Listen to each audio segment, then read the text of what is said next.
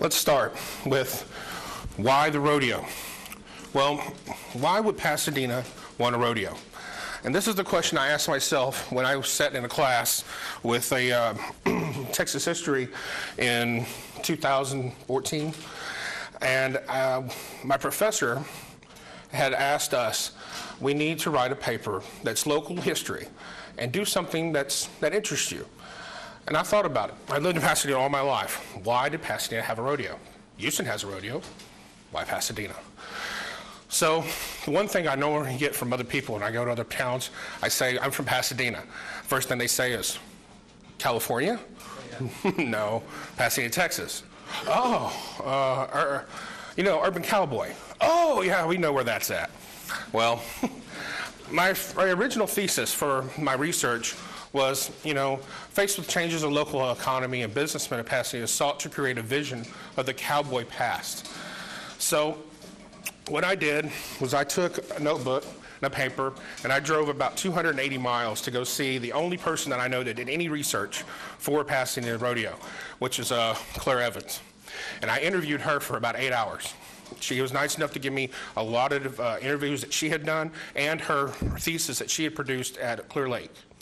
So I drove back home, I sat down, I went through her book, and it tells me a lot about the rodeo, about where it came from, who was what, and how they did it.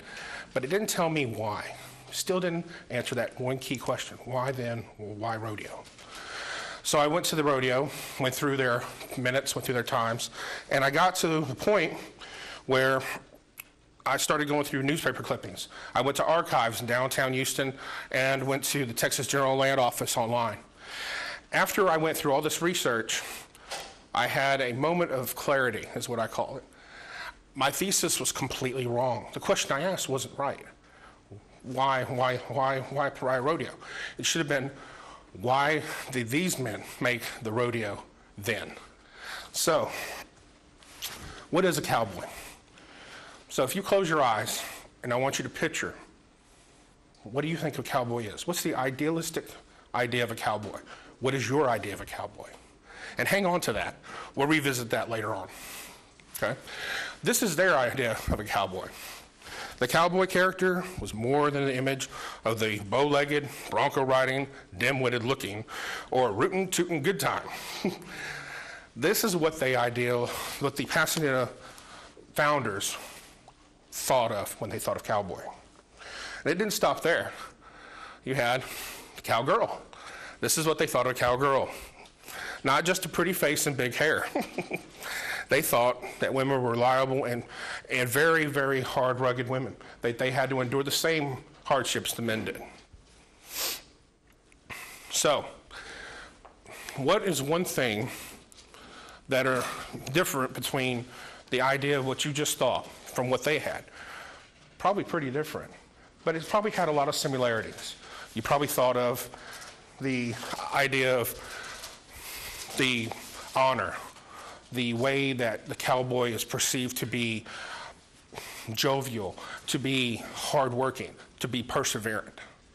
Those are probably key things that you thought of as well as they did. Our images might just be a little different. So for me to start with why they made it, I have to give you a little history lesson on Pasadena. Well, Pasadena's been there before it was founded. It was there way before any Anglo-Americans came here, or Spanish. But we're going to start in 1824. William Vincent, a settler from Stephen F. Austin, was owner of the land that is now Pasadena. He also owned this black area here. Excuse me. So all this area, even Deer Park's in this, comes all the way down, and it went back up towards the bayou. He owned all this. This was all about, I think he had over 5,000 head of longhorn, and he did have a ranch. Well, little things that happened during the time. 1836, Sam Houston came across, goes to San Jacinto, and he had portions of Santa Ana come across his land too. After the independence of Texas, influx of people come in to see this new country. Well, he sees an opportunity. I'm going to sell a lot of my land to these incoming immigrants. So he sells it to the Allen family. The Allen family buys it and buys this portion and gathers more land. The Allen Ranch is a vital part of where I think Pasadena got the idea of the cowboy. The Allen Ranch went from 1844 all the way until about 1917 when it was sold by the son. At the time when it was sold, it had over 37,000 acres. And the 37,000 acres were divided up between Harris County, Brazoria County, and some in Galveston County. But they sold their interest in 1917. And the reason they sold their interest here on this side. But Colonel Burnett, the gentleman that founded Pasadena, that bought the land from the Allen Ranch, was just that little corner up here.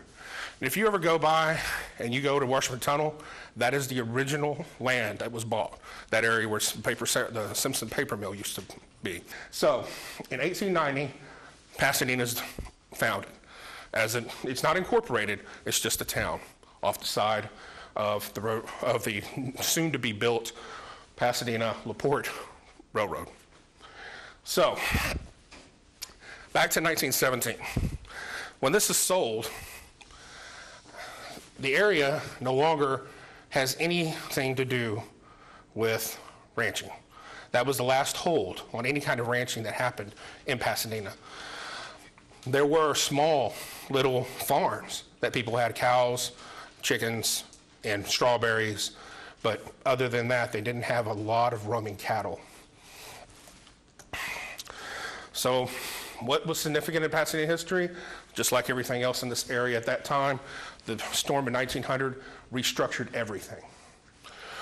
The residents in the area were only 200. Like I said, they were long dependent on the railroad at the time with employment, and they were farmers. What I found really strange was I was thinking, what would you farm around here? And I noticed when I went through the archives, it was pears, figs, and cantaloupes. Really fast turnover fruits, which makes sense in this nasty climate we have. Then the economic part of the storm destroyed those farms, destroyed the area, and Clara Barton, the founder of the Red Cross, came in and donated the 1.5 million strawberry plants, which Pasadena became known as the strawberry capital of the world. So we went to 1917. In 1917, when they bought that land, there was a company that bought the Allen's Ranch by the bayou. And it's still there today. It's changed names multiple times, but it was the original Sinclair refinery. So Sinclair had bought that in 1917, and they started the refinery in 1918. Then the newly dredged ship channel, which happened in 1914, opened the world to Houston and all the ports, including Pasadena. So farmers noticed their property values were going up. So what would you do? I would go farm and break my back, or do I sell, make some money? That's a good Texan. They sold, made money. And they went to work for these refineries, Crown, Phillips, and Shell. So we roll around another 20 years. World War II has happened. And Houston, in 1948, Houston has started to do an annexation plan. They're going around and they're grabbing land as fast as they can get it. They're trying to make themselves a world city on the world stage. So what they're doing, and the way they do this, is they encircle communities. They'll get incorporated land that's around them that's not said to be city-owned, and they box you in. And as they box them in, you're no longer allowed to expand anymore. So therefore, you might have more of a, I wouldn't say so much of a pledge to do it, but maybe an economical reason to be annexed. Might be cheaper to have them. They'll say, oh, we can give you cheaper water, cheaper services, cheaper infrastructure. Bel Air, West University Heights, all became casualties of this. Pasadena's plan, though, the city they got together and they said, we need an event. We need something to coin Pasadena. Well, why do you need that? 1940 census, Pasadena was 4,360. By 1950, we had 15,360. That is over a 535% jump in population. All those people that came here do not have the years of state and the years of community as the older families do that lived in Pasadena, the original 4,000. They saw their livelihood, of what they perceived, slipping away. We're no longer a small community. We turned into a city. Houston's coming down Allen Genoa area, and they're taking land all the way down the railroad to South Houston. They're trying to encroach around us. We got to do something, or we're going to become part of Houston. So, how do you stop a city from losing their identity? You invest something into their future. You invest in their children. So how do you invest in their children? You do something that's going to get them excited, something that's going to make them want to be a Pasadenian and not somebody from Houston. So, the founders, this is just one of the articles going through about Houston believed doing the stick tactics, some of the things we found when I was doing my research. Let's see here. This is an actual drawing of city engineers doing around, and you can see at the time, Pasadena had not just said we need to stave off annexation. They said this might be a good idea to get other areas around us. And if you look, you can see where they actually drew their line right here next to Center Street in Deer Park and tried to get Deepwater and tried to propose that to Deepwater, which did not work. Oops, sorry. Okay, so the founders. Who are these founders? For them to start this rodeo, I've thought in my head, they got to be they got to be ranchers, they got to be, cattlemen, they got to be these cowboys that I envisioned. When I did the research, none of them were cowboys, which threw me off. I was like, well, really? None of them were cowboys. They were all common salesmen, bank presidents, lawyers, doctors, and teachers, which is crazy, but it makes sense. Those are the people that are they're invested in the community. They are the Chamber of Commerce.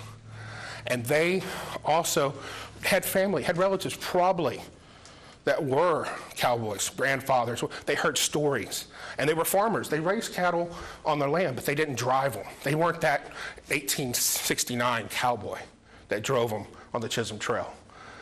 But they weren't what I had in my mind as a cowboy. It was really hard to find the founders. The founders were like incognito. Could not find them anywhere. I went through Miss Evans' work, and I found one biography of one of them. And he was the bank owner of Pasadena Bank, First Bank. And he was one of the founders, Campbell. The other 13 I could not find anywhere. In the last few weeks before I had to turn this paper in, actually I turned the paper in, and then a few weeks later I was turning in for this award. And I was doing more research. I was like, I was told that I need to do more research. I need to get more, more evidence. And I sat in this Pasadena library, in the genealogy section, and I thought, how am I going to find these people? I don't have 30 weeks to go through every genealogy book here. Then it hit me. I remember when I was young going through my grandfather's old 1964 book for Pasadena, for the telephone book. And I remember saying, I remember they didn't have numbers, it was exchanges. And then I remember there was a lot more words there. So I went and looked, and I found a 1954 Pasadena phone book. And if you think our data today is online, and you should not have all those people knowing your information, this is pre-internet, 55, 60 years ago. So let's go to Mr. Anderson. John Anderson was a founder. He lived on Odella North. He owned a house. This is what the H stand for. He owns his home. He doesn't rent. It would have an R if he rented. He works for, and this is who he works for, Tarter, Anderson, and Alkinson. That was a law firm, and they are located and Willow. He was located on 605 Willow Street, and that's his exchange and his address and his number. Amazing, isn't it? This is where I found what jobs they did, who's of who. And every time I looked, I was like, I want to find a farmer. I want to find no farmers. No farmers. So, the dreaded John Travolta picture. So, even though none of them were farmers, and only some of them were farmers, none of them were ranchers, none of them were cowboys, it doesn't matter. Because Pasadena latched onto it, and they grew from it, and they embraced it. They just didn't embrace it. Hollywood embraced it.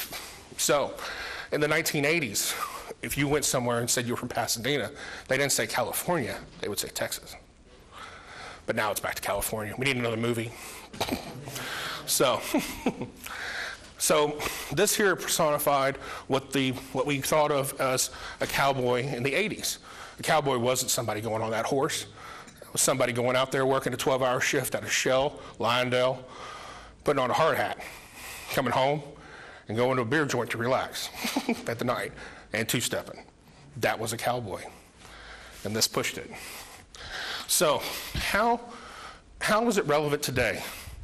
You know, that was the other question. How is Pasadena Livestock Show still happening today? And why? Well, they always gave out scholarships. Remember, they wanted to invest in the youth, invest in the future. So the scholarships the first scholarship they gave out was a scholarship of $200 to 2 students. Last year, they gave out over $50,000 in scholarships. The grand champion last year went for $100,000. And all that goes back into the community. They have morphed, and I'm going to read some of the things that they have done. And some of the things they pulled off in the 50s, you couldn't get off now if you wanted to, but it did coin who they were and what they thought of their idea at that time what a cowboy was. There was a mock robbery at the Pasadena First Bank in 1954, celebrating the 3rd Pasadena Rodeo, which happened at the bank with no one else's knowledge. That wouldn't work today. Let's see here. In 1961, 2 students went to Europe and threw a bottle out, or not in Europe, they went to East Coast, threw a bottle out, and the bottle said, if you find this, contact us and we'll give you free tickets to the rodeo. A Frenchman found it in France. He got free tickets and they sent him here and he came to the rodeo. The 1970s was really interesting. The first rodeo was held in 1949, which was not incorporated, and it was behind Pasadena High School. In 1950 through 1965, they had it there on Pasadena, Red Bluff, and Southmore, right there. In 75 is when they bought the new property where it's at now, being held out there behind San Jacinto College off of Fairmont and Red Bluff. The way that they have moved, if you noticed, the first parade was on Shaw, which was the main drag in Pasadena. And after that, it went to Southmore between the 60s, 70s, and early 80s. In the 90s, it went into Spencer. And if you see that progression, because as Pasadena grows. So, the other thing is, I want you to think now, imagine that image that I had in your head when I first asked you what you thought of a cowboy. And after hearing this, do you still have that same image? Or do you see something else? Do you see yourselves? Because we are all what they want us to be as a cowboy. They wanted us to hang on to our community. They wanted you to hang on to the values that they thought were going to slip away. And it coined Pasadena to be Pasadena, and it saved Pasadena from becoming Houston.